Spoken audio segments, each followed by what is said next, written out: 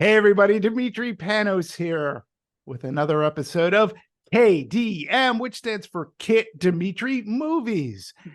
The K stands for my good friend and invaluable co-host, Kit Bowen. Hey Kit, long Hi. time. It's been a minute. It's been a minute. It's been a Yeah, minute. it Yeah, we has. got a good one to talk about today, I think. I mean, Yes, good meaning that it's a like one of the first of the Oscar contenders, I think, coming up. So, yes, yeah, absolutely. It's a big one. It's a yeah. big one. Oh, wait, we haven't told the audience what movie this is. No, we haven't yet. We should let you know, right? Yeah. Why keep it a secret? Today we are going to be discussing Killers of the Flower Moon. This is the latest from auteur Martin Scorsese. Stars Leonardo DiCaprio, Robert De Niro, two of his go-to guys, Yep. along with a somewhat fresh face in cinema, Lily Gladstone. Yes. So this is well, I would call it a Western gangster movie. Mhm. And yeah, it's based off of actual true incidents and more so a book called of the same name, Killers of the Flower Moon. And that is what we're going to discuss. And first, why don't we get our opinions out of the way? And I always love to throw to you because it's gentlemanly to go ladies first. Hi, Kit. What's Hi. up? What did you think Okay. of Killers of the Flower Moon? Well, we'll get a little bit of more detail to it. It is actually, like you said, based on a true story about the Osage Nation in the 1920s Oklahoma, where oil was prevalent and many of these indigenous families were actually rich. They owned the land, and therefore they were getting all of the benefits from the oil and whatnot. And then, of course, there were the white guys, the white men, who were also part of the town, including character played by Robert De Niro, who was a rancher. But his name was William Hale. His idea, however, was to sort of intermarry people that he knew with some of the Osage women because then they would get the benefits of the money, basically. So enter Leonardo DiCaprio, who plays his nephew, Ernest Burkhead. And he comes home from the war, World War One, and ends up becoming intertwined with his uncle's dealings, and also falls in love with an Osage woman, Molly, played by Lily Gladstone. Um, and then, of course, the murders that happened, which is this book is based on, there was a series of murders that happened of Osage people who, were killed, and there was no investigation. And finally, the very in its infancy, the FBI then called the Bureau of Investigations. Of course, J. Edgar Hoover was who was created it. They come into town to try to investigate these murders. So kind of right. I mean, I'm sort of on the. You'll probably fill in a little bit Yeah, more. I'll fill in. Yeah. But no, that's a good Um, thumbnail sketch. yeah, Scorsese has been a director that I have admired. However, I really haven't loved a whole lot of what he's done on most recently, including The Irishman, which I just thought was awful. This is definitely better than The Irishman, at least. But it is 3.5 hours long, and it just does not need to be 3.5 hours long. There's just no point to it. He could have easily made this movie in 2 hours, and it would have been more compelling, I think. I mean, you have this very long, part of it where Ernest DiCaprio's character is falling in love with Molly, and then they end up getting married, and then it's her sisters and her mother, and there's all this competition for the money and all this kind of stuff, and it just goes on forever. And I'm like, look, I actually finally looked at my watch at one point, and I said, oh my god, the FBI guys are not even shown up yet, and we've got an hour and a half left. And I'm like, let's get this thing going here. Let's get these bad guys in jail or whatever it is, you know. So yeah, it just did not need to be it. Now, granted, it was very well acted. I thought Lily Gladstone was tremendous, and I do fall in line with the belief that she'll probably get a nomination out of this because she was just quite good. I mean, the camera just loved her face too. I mean, she was just so striking. And every time she was in a scene or on the screen, I was, you know, I was in it. She was the best part of the movie for me. DiCaprio, you know, again, he puts in a great performance. You know, he plays this guy who's not very smart and kind of, you know, just sort of a lemming in a way. But, you know, I do feel that he had genuine affection for his wife. And he just kind of, you know, fell into this and couldn't kind of get himself out of it. And, you know, De Niro, again, he's kind of plays sort of a usual sort of gangster type, you know. But yeah, I was a little underwhelmed despite all the, you know, hype I've been hearing about it. And, you know, there's many critics who love it. In fact, I saw it at a, you know, regular screening, a regular, you know, time with the As Gen did Pop, I. and they clapped at the end. So I had some do that as well. so a lot of people Yeah.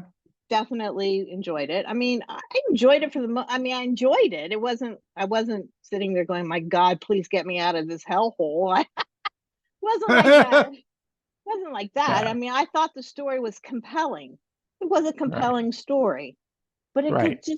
it didn't have to just drag on the way it did. And Mm-hmm. I know Scorsese, they're never going to tell him he has to cut his films. That's just never going to happen. But my God, the guy needs to learn to do it but you know, I don't know if he'll learn a lesson at all because everybody seems to still love his movies, despite them being just interminably long. So yeah, I was underwhelmed, unfortunately, by the length of it.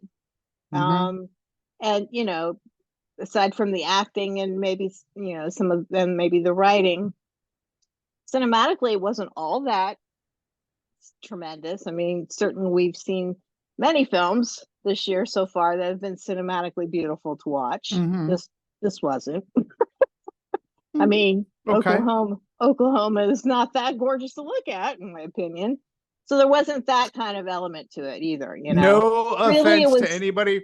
No offense to anybody who's watching in Oklahoma, by the way. right. Well, this is No. okay. How about Oklahoma in the 1920s? I'll qualify it like that. So, Fair enough. yeah. So, I No, mean, I know what really, you're the main thing that it had going for it was a compelling story, which could have been truncated, and great acting. I mean, that's kind of it for me as far as what I would take away from it being positive. Other than that, saying. I was like, okay, whatevs. Yeah. That's my opinion on it. Yeah. Well, there you go. And I had somewhat of a similar view as well. Look, for me, this showcases everything I believe one would expect a Martin Scorsese movie would have. Yeah. Meaning Killers of the Flower Moon is a movie. On one hand, it was for me, it was artistically beautiful to look at. I thought the cinematography was very, I thought it was very good. I felt that it looked, to me anyways, it looked very John Ford-ish in the ways of, instead of Monument Valley, the cinematographer who's worked with Scorsese before, Rodrigo Prieto. I thought he captured the lush green of Oklahoma, very beautiful, the landscape. Now, I also had the benefit of watching this movie on IMAX. Mm. And it really stood out. So I did think that I thought that it looked amazing. And I agree that I believe that there were some top-notch performances here, including Lily Gladstone, but I want to talk about her character and her performance to an extent. Something that we have to touch upon is hyperbole. And I thought, you know, again, Thelma Shoemaker as his editor, she and Scorsese have they have their own language. They have their own visual language, which is fantastic. They've worked together since like 1980, right? Mm-hmm. And that's an incredible partnership and collaboration in this medium. Mm-hmm. And they've grown together. So it's forget about completing each other's sentences. They can complete each other's thoughts without even having those thoughts. So it was edited to a point very well, particularly since this is a movie. This movie has a lot of dialogue. Would you agree? It's a lot of dialogue. Yeah. Probably more so than any other Scorsese film, and I would say of any film today. This is a movie that you could easily look at and say, "Oh, this comes from the '70s," because it was so focused on dialogue and the way that it was edited together too. That made a dynamic. However, going back to the editing, I agree with you, Kit. 3.5 hours, it was far too long. There could have been a lot more. There could have been some more editing done. And I did have a problem with the runtime.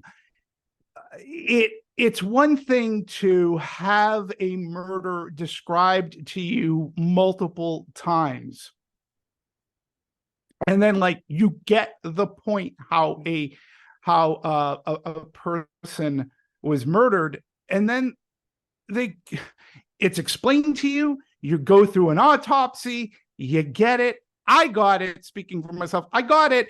And then later on in the film, they had to show it, and I'm like, really? I'm like, okay, I get it. I know. All right. And then now you're like, that could have been excised. That about a good hour could have been taken out of the movie to still get its point across. But so on the other hand, so I would say that the film languishes in its bloated runtime. And also, I found the emphasis of the movie is on these disgusting, pitiless, evil white men.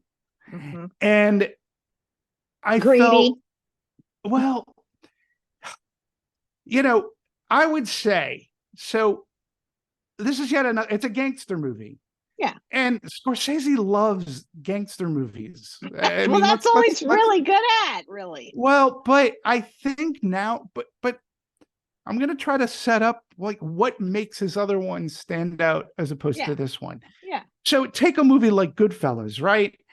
An audience is drawn in. Like, these are bad people. Yes. Okay, these are bad people, whether it's Goodfellas, whether it's a casino, they're bad people. Yeah. But yet you're drawn in for the same reasons Henry Hill appeared to have been drawn in, because there was a glamour to it. Yeah. You were put in like the spotlight. You had your own celebrity, so to speak, and there were these pops of violence, but it was violence against other bad people. Right. Right. And there was a comeuppance for a lot of these people. Not here in Killers of the Flower Moon. These people are like, they have no, like, it's not to say that their moral compasses were broken. They had no moral compass.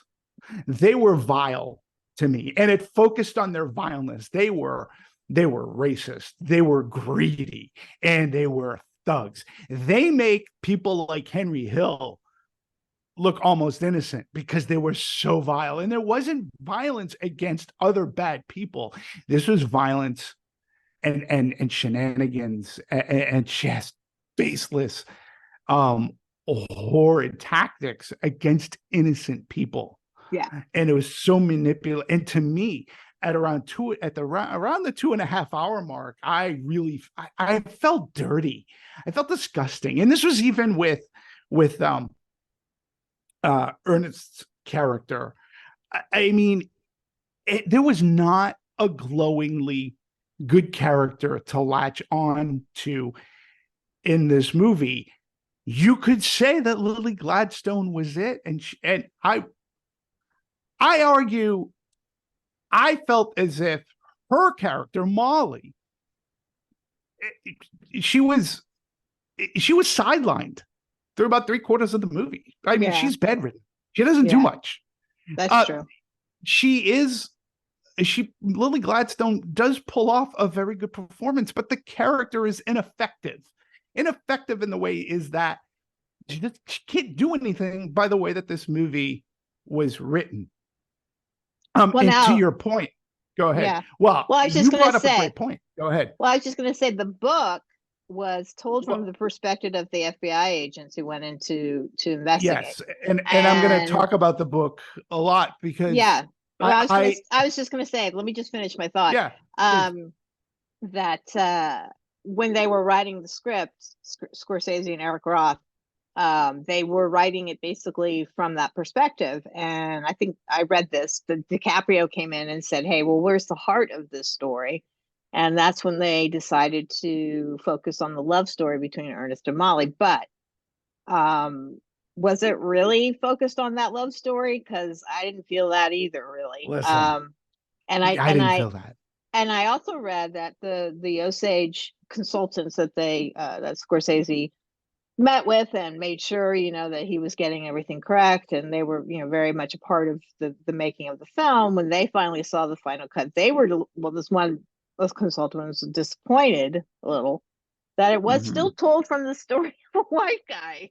That it really still wasn't a story about the Osage people. It was more about these greedy, horrible people who came in and basically robbed them of their birthrights. So, it's an age-old story too.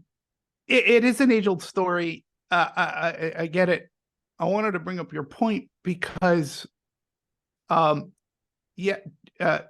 Plemons' character, White, he's the investigator who comes into town, and he's Tom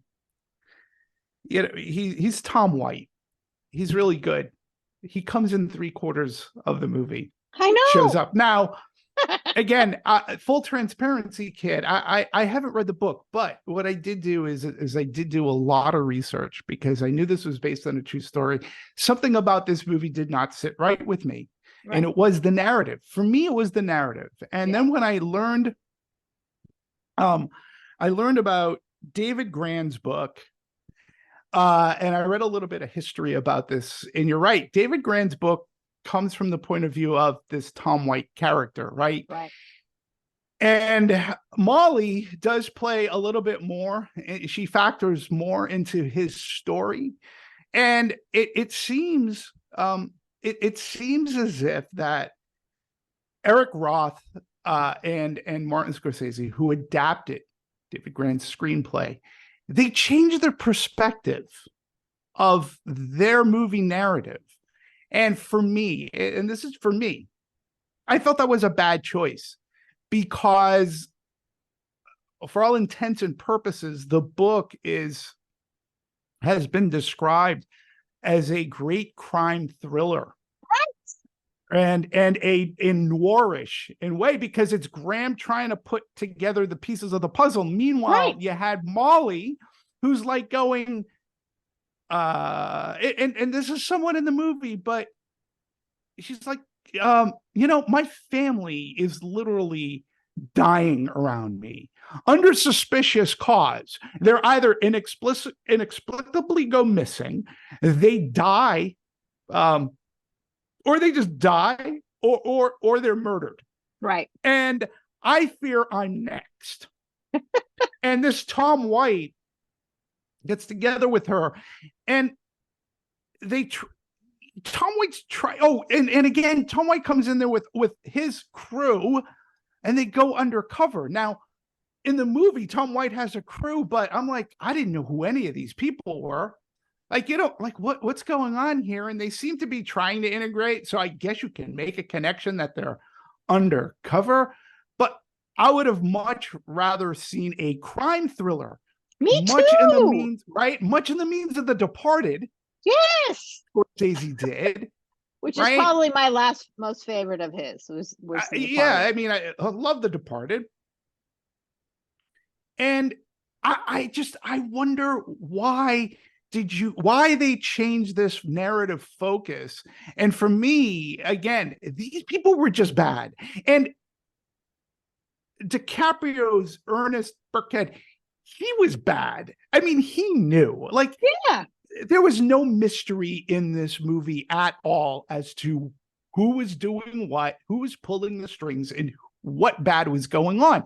Yeah. You knew that, the big breakthrough drug of the time was insulin for diabetes, and you knew that that Ernest was giving his wife like poison, like he Right. was slowly poisoning her.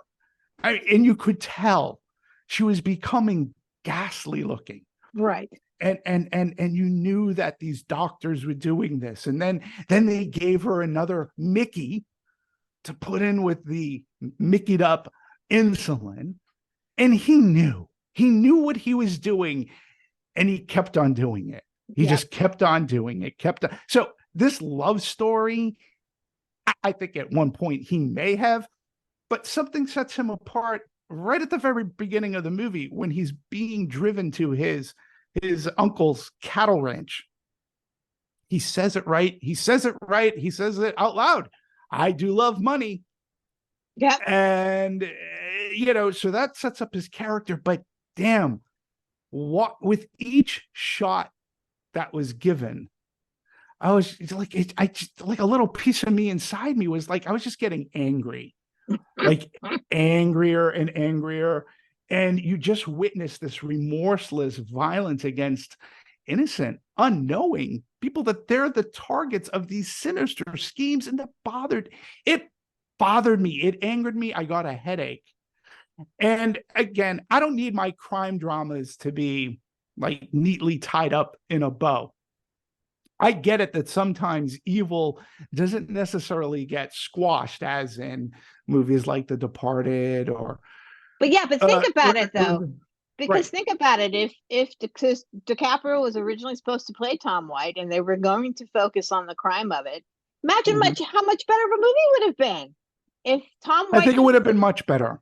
and I he think it and would have been much better. Molly worked together to solve this crime. As they did in the book. Like, I don't understand. Yes. Well, if DiCaprio really came in and said, "Hey, look, I don't feel like there's the heart of the story," and Scorsese decided to just rewrite the whole thing, I mean, that could have happened. I guess that must have happened, but I don't understand. It did itself a major disservice by letting us know exactly who were the bad guys, exactly what kind of horrible things, everyone was in on it, and all of that. Right. And then just to see this poor suffering woman, yes, without yeah, any kind of, even though I loved her performance, like I said, she was a draw for me, but it was just, she was just, she was kind of sidelined us at points. And I agree with you. It was like, for me, it became hard to watch. Now, and the thing is that De Niro's character, this William King Hale, his intentions are pure of malevolence and greed. I mean, he's the puppet master.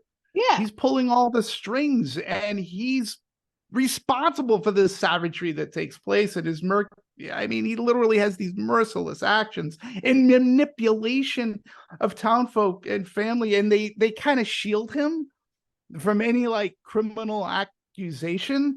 So I just don't. I just. Again, the true story of it all too is that a lot of these people either had their sentences commuted or they were pardoned or whatever. They didn't feel okay. But again, the movie to me was such a downer, and it was so like you're just watching this play on, and it grated on me. And when Tom White finally shows up, and you're right, I mean, it's 3/4 of the way into a 3.5 I'm like going, movie. when is this guy showing up? Because I know this is the main part of this stupid movie I'm watching. When is the crime part going to happen? When are they going to get their investigation here? Right. And then they do something else that it's something that kind of bothers me in movies, because this isn't the only movie this has happened in, where in the final act they throw in more actors for you to go, oh, look who that, oh my God, it's John Lithgow. I didn't know he was in this. Oh my my God. right? That was Oh, so ridiculous to me. And then all of a right. sudden, Well, who stands up? And the other guy, who the other lawyer is? Oh, it's Brendan Brendan Fraser, Fraser. who is not like at his whale. I'm not talking physique, but he was not at his whale like stature. I don't know what Scorsese was trying to coax out of him. But again, like, you're throwing in more characters at the end of a movie. Like, this is 3 hours long. Like, at this point, I don't care who's playing who. And you're giving me more characters. How is this going to wrap up? That dragged on as well. And you go back to Molly, as played by Lily Gladstone. I guess too, what made it worse for me is that you know what's being done to her character. Yeah. And everything just drags on. And I think something to note of Martin Scorsese films is particularly his gangster movies. They have a modicum of violence to them. Sometimes it's shocking, sometimes it's gross and disgusting. I remember I was at Universal Pictures, or with Universal Pictures, when Casino was coming out, right? And there was a scene where they crush a guy's head in a vice, and Scorsese had, like, he kept it in the movie knowing that the MPAA was gonna cut it down, like, or force him to cut it down, but he put it in there purposely to say, oh, okay, I'm going to give you this so he can keep some other things in. And Goodfellas is a violent movie. This movie, I felt there wasn't that kind of violence here. I felt that it was like, actually, it wasn't predicated on the violence, but I found the violence to be more heinous. The poisoning of Molly, to me, like I said, I felt it with each jab. And everybody else who was being manipulated to do bad things to other people, like, it just got worse. It became more evil. Oh, and it also showcased a lot of dumb people. Yeah, really dumb. Am I wrong? Whoa. Right? Starting with Leonardo DiCaprio, but yeah, all the people that they got to, sort of I'm going to tell you what to do. It's like The Godfather. So did Corey only tell you what to do? No, it was, blah, blah, blah. Right. But it just had some dumb people. And again, I felt, from a historic significance, this tells of a story. It was actually named the Osage Reign of Terror, and it took place between, I believe, 1921, 1925. And Tom White, you talk about, like, his character, Bureau of Investigation. He even goes on, it's not the greatest of names, right? But, his character is of somewhat of historic significance, but yet you would never really get that from this movie, because his character, I mean, he's spearheading this investigation for, like, this is like the first, like, the FBI is making their debut here. This is the first of an investigation for the FBI. However, unless you're a history buff, that nuance is kind of lost. Like, this isn't anything like, Bonnie and Clyde or anything. This is before, like, this is like this was meant to really catapult the FBI. And that is, like, all kind of lost. And I actually, I don't know. I don't know why there wasn't more of that. But again, they shifted so much focus of the narrative, and they put it on more on King and Ernest. And I wondered, I was wondering, I go, what did Scorsese and Roth maybe think people would criticize them for being, accused of being, oh, this is another Saved by the White Man movie? But then I think, but this was history. Yeah. This has nothing really to do with race, color, creed. This really is about an up-and-coming agency within the United States. This is history. They come in. Molly is afraid for her life, and she actually believes that her husband's poisoning her, and she has no one to turn to. This guy comes in and he's trying to put together crimes that have undercurrents of sinister nastiness. Yeah. Well, like I said, I mean, they were writing it like that, and apparently, it got switched around because I don't know. Let me just say this. Scorsese is Goodfellas is one of my, it's a classic. It's beyond a classic. It ranks up there with Godfathers, right? I mean, it's right there. Mm-hmm.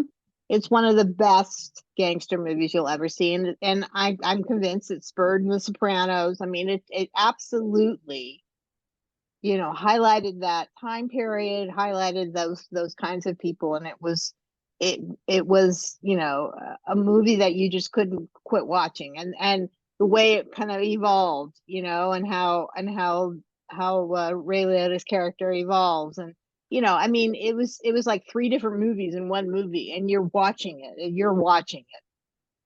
This just, and so then from then on, it's just like he decides that he's got to make these movies that last so long, and it's just, well, except for The Departed. Well, but his movies were never this long. Like I mean, up until Irishman, he wasn't having like really long movies. Like the movies were like, even The Departed, they were within the realm of. But wasn't Goodfellas pretty long? I don't think it was 3 hours. It was maybe 2.5, which is fine. Right. Maybe you can look it up, but but here's the thing though. And again, 2 hours, 2.5 hours. Okay, so you're right. Not so 3. That to me is that's within a normal range. Yeah. We can take that. But here's the other thing too, that I guess I'm gonna be straight up. Look, Scorsese could do whatever the hell he wants to do. He sure as hell, he has earned that right, as far as I'm concerned. For me personally, though, I wish he'd get off the real life gangster. Like his admirations for these people, I just wish he'd do more. I wish he'd do other movies like Hugo or Alice Doesn't Live Here Anymore. Or like, I'm tired. Like when you talk about Goodfellas, the difference between Goodfellas and Godfather is Godfather, those characters, those archetype characters were based off of some other real life people, but it wasn't like real true stories, where Goodfellas is based off of actual people, actual incidents that happened, actual thefts that happened, robberies. The same goes for Casino. These were like real people that this happened. Like, he has a fixation with these real life, and I call it an admiration because he keeps on making these movies. The people in Killers of the Flower Moon 2 are real people. They were real at the time. And I just look. He wants to continue making these. He's going to continue making them. It doesn't matter what little old me says. Again, me personally, I also like when he branches out, because we know when you watch a movie like Hugo, he can inspire you to love the movies. Scorsese is a fantastic storyteller. Oh, yeah. For sure, he is a masterclass director.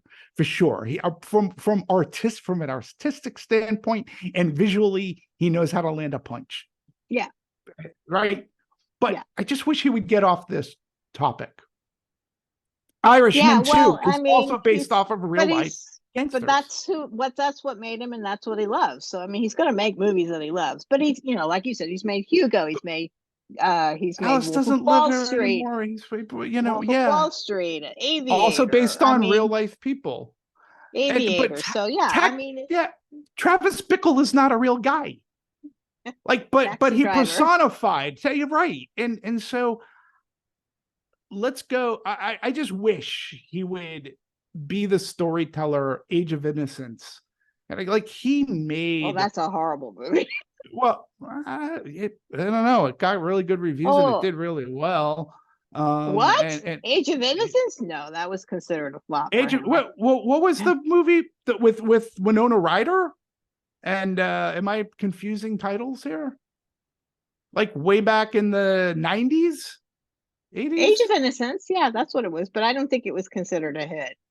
Oh, I Well, thought it did Silence okay. was another one he did that I think he felt he felt was the one he did a couple of years ago with Adam Driver. I read that this he was, I think, hurt by, not hurt, but he learned lessons from that one as far as, Mhm. dealing with indigenous people and that kind of thing. Because in that one, two Jesuit priests go into the whatever, into to Portuguese or something. I can't remember. I just was reading it. Right. But so yeah, I mean, he is a good storyteller, you're right. And I feel like he's best at telling stories that, are either succinct but also something that he wants to tell, kind of thing. And he wanted Yeah. to tell this story, so it's fine, he wants Yes. to tell this story, but it just didn't work.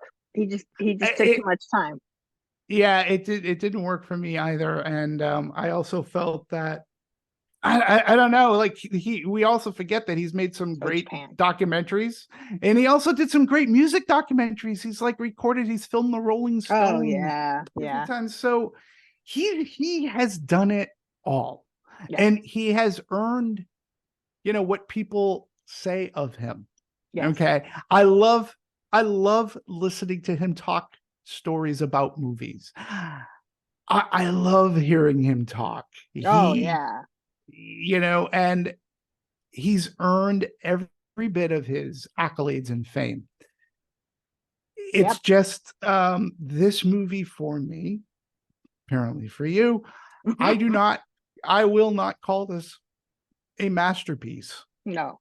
This Oh to me is no. not a masterpiece. Nope. I thought it was okay. You're right. It's better than The Irishman. I just, it was 3.5 hours, and when it was over, I had a headache. I Yeah. felt a little disgusted, and I was just a little bit angry. Um, it just, I just And felt I I was can't. underwhelmed. I was just like, Yeah. okay, let's just So get this over with. yeah, and he's a wonderful director. He's a wonderful man. I also love it when he's outspoken against like Marvel movies. Like everybody tries to bait him, and I just wonder if at this point he just does it on purpose. I think at the beginning he was just being honest, but now he knows it gets clicks, and other people know that they'll get a click for asking him this stupid question, because who cares what Martin Scorsese thinks of a dumb Thor movie or Spider-Man movie, right? But they ask him, and he's like, and then they think they're going to get a different result, and he's just like, yeah, they're Yeah. ruining the business. I love when he's outspoken like that. Oh, sure. Um, I just wish I would like to see something other than true to life gangsters, because we know that he can do it, and he has done it from the past. Yeah. And So yeah, what so would you give this rating I would for give you? it 3 out of 5. Three Me out of too. five for me. Me Yeah. too. Look at Me that. too. We agree once again. I Yeah. love it. Yeah. I love But it. I'm curious on how much 'cause I mean it definitely is getting a great response from critics, pretty Oh much. yeah. Oh, So I'm just we're a curious on majority. where the Oscar, where it'll lead for Oscars. I mean, Oh, it'll more. Don't you? I mean, most likely Best Picture, direction. Lily yeah. Gladstone will get, actress. DiCaprio. DiCaprio. Perhaps, yeah, yeah. Uh-huh. It'll get what we think. I mean, I think No, there I are. I don't think Lily Gladstone will get actress. I bet she gets supporting. Who would be actress? You think she gets supporting? Yeah. You never know what the Academy. But Well, we'll see. she might decide which campaign she wants to go for too. There's also that. That There also is that takes. as well. So, Yeah. Yeah. so that's fine. It's all good. But yeah, I mean, like I said, it seemed to be well received with the audience I watched it with. So, Same here. Same here. that's Yep. just Yeah, I get it. okay. Okay. All right. I Well, just wish. there goes another. Well, go ahead. I just No, wish no, finish your that's it. thought. That's it. I was No. just gonna say let's not this run on for 3.5 hours, No, no, because no. oh We're done. no, so we will wrap this up, please. By all means, listen, you disagree with any of us, you could say so. But I want you to look at this take away the fact of, this is Martin Scorsese, and you just judge it as a movie. Do a little research yourself too, because if anything, the movie did fascinate me on that part of history that I honestly didn't know. Yeah. I was not aware of. But please let us know, and if you disagree, that's fine. Don't be hateful, because this isn't well, we're not digging Scorsese No. or his legacy or anything, or any of the actors. It's just No. we can talk about narrative in a very educated and fruitful way, and we expect you to do the same. If you leave your comments, please, and look forward to reading them. Kit, can't wait to do more reviews with you in the near Yes. future. Yes, We're absolutely. going to see each other later this week. I We cannot are. wait. And it's always fun. Scary movies. It's Yeah, Halloween. it's Halloween time. So We could we will do be a back. Halloween special too, maybe our favorite horror movies. Absolutely. Sure, Well, that would be we awesome. already know your, well, I have to do it this way. You already know your favorite scary movie. Do you? Yes. Yes. I have a funny story. The painting behind me. I've met the artist, actually, and had a really funny story about that painting when I told All him right. about it. Okay. So Well, anyways, but thank you all for watching very much. It means a lot to the both of us. Kit, it means a lot to me that you're on my left, that you're on my left, at least on my screen. Over here, there, you're everywhere. I'm very happy for it, and I appreciate you, and look forward to our next movie, and that'll be coming up soon as well. yes. All right. Take care, everybody. Bye, all. Thank you.